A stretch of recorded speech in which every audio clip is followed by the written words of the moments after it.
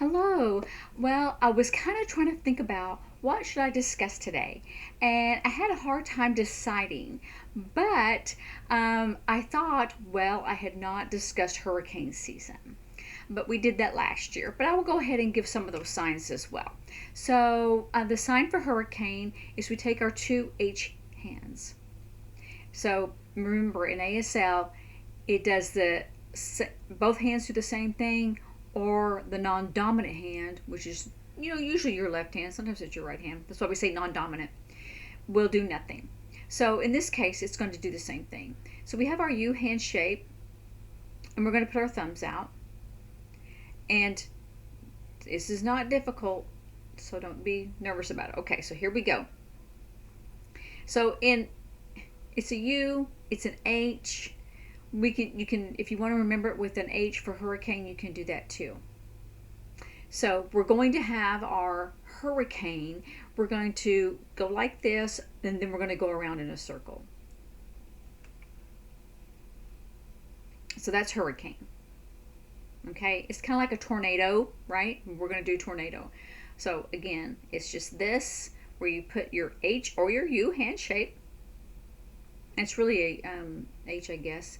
And then we just put our thumbs together, and then the dominant hand goes on top and the non-dominant goes on the bottom.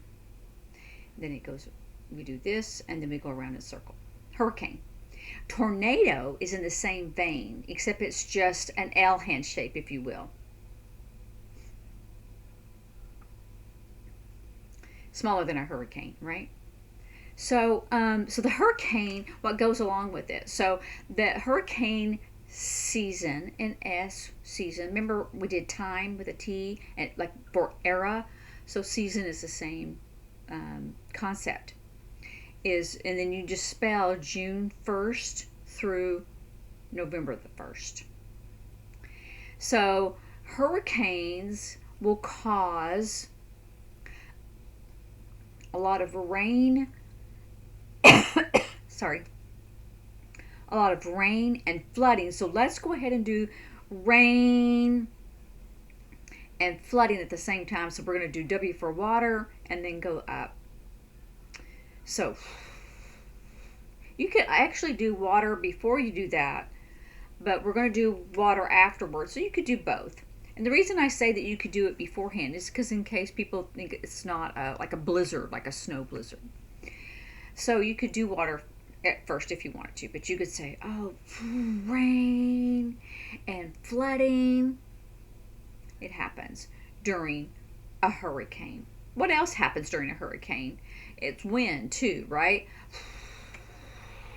So you don't usually voice those sounds when you sign it to anyone, but it's nice to have it in your head. So when I was in an interpreter training school, I used to always do the sounds, and I think a lot of my classmates did as well. So we did the sounds, and it would help us to remember. So you could do wind or whichever the wind's blowing.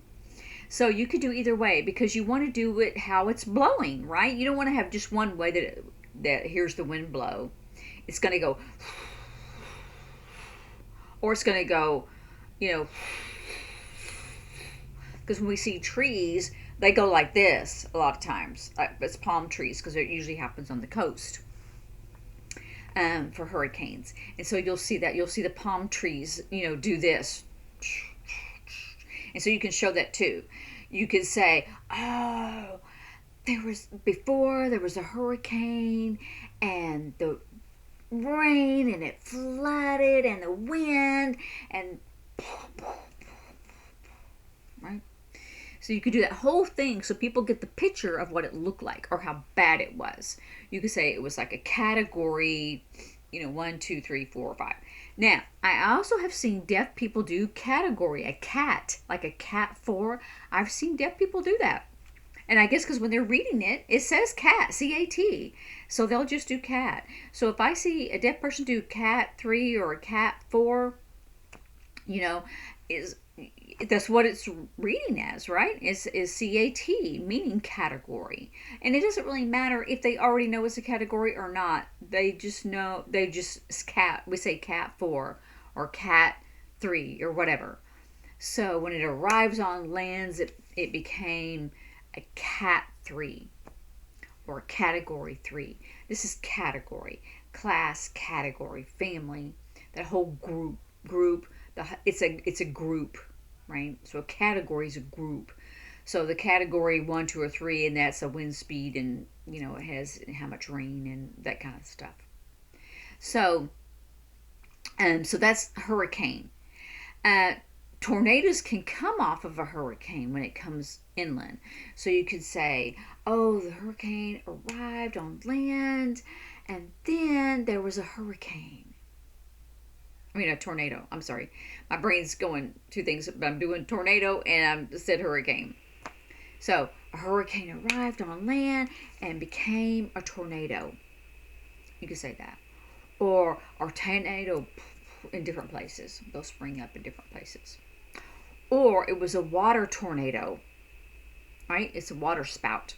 So water spout, or dust devil, or Tasmanian devil. Those are dust devils, right? So it's a dust tornado. So you could do the same thing. It's like a dust tornado. Oh, I've seen that. Yeah. Or it was a water tornado. Yeah, I've seen that too. So you could, those are the little different signs that kind of go along with hurricane and tornado, hurricane season. So like if you have, or you know someone that lives in an area where there's a lot of hurricanes, you can kind of say, hey, just as a reminder, this is my person. I'm going, hey, just a reminder. Or you can say, remember, if you can't see the road, don't drive. That's the same thing as turn around, don't drown. Yeah. So if you see this water, oh, turn around, right? You don't want to drown. So that's our person drowning in the water. Many people will drown during a hurricane or tornado. Many people are hurt or killed because they want to, video or take pictures, that kind of thing. So those are the two main things. Here's also another little fun thing that I didn't say last year.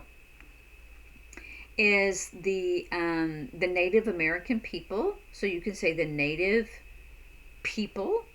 You could say Indians if you want to. I still see deaf people use the sign for Indian because this comes from the war paint right here on the cheek. So they'll do Indian. Native American is the skin. You could say Native American or Native people. Either one. Those three I think would be fine with deaf individuals. If they prefer a particular sign, they'll show you that sign. And then you could say, so the Native people that were from the coast, like Texas coast specifically, and also the Native peoples on the coast of the U.S. So they'd be like this, and go down Florida.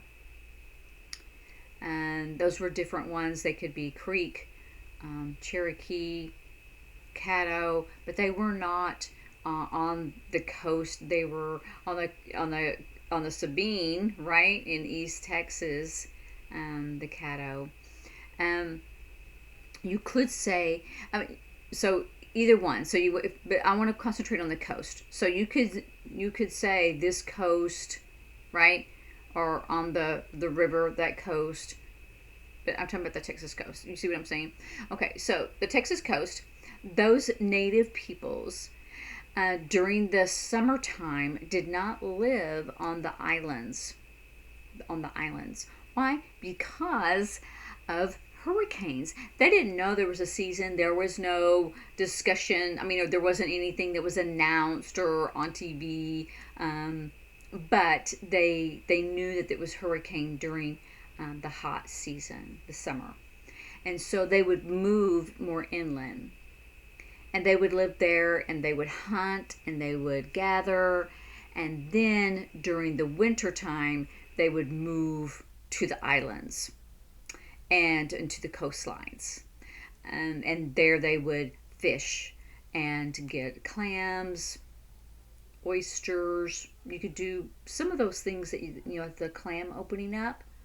And they would, and then they would like dry the fish so they could save it for the summertime or to eat. So that's what they did. They would kind of move back and forth in that direction. So that's kind of a fun fact. Also, people always try to prepare for the hurricane season. And they prepare by stocking up. You can say saving up, or you could say even they're getting a lot of, right? The different things that they may need, like water or toilet paper or I already said water, or different, like maybe dried food or canned food, the different things to kind of stock up on, save up on, or get a lot more of. You could keep it in your freezer, but if your electricity goes out, then you would need to use that food first. So you can do that, get a lot more canned food, but remember to get like get your can opener. So not just or but the ones you have to turn, the manual ones, because if you don't have electricity, then you're not going to have those things that you need. So try to remember what it's like without the electricity. You may want to like turn off your breakers, and then see, and what would you need if you couldn't, if you didn't have electricity, and turn on the lights or a fan or the AC or the refrigerator or anything. What would you need? And so that's a good way to prepare and what you need to kind of stock up on. So those are the things that I would discuss with your friends, hearing and deaf, and find out what they are doing to help prepare themselves for hurricane season. Okay, I will see you later. Bye.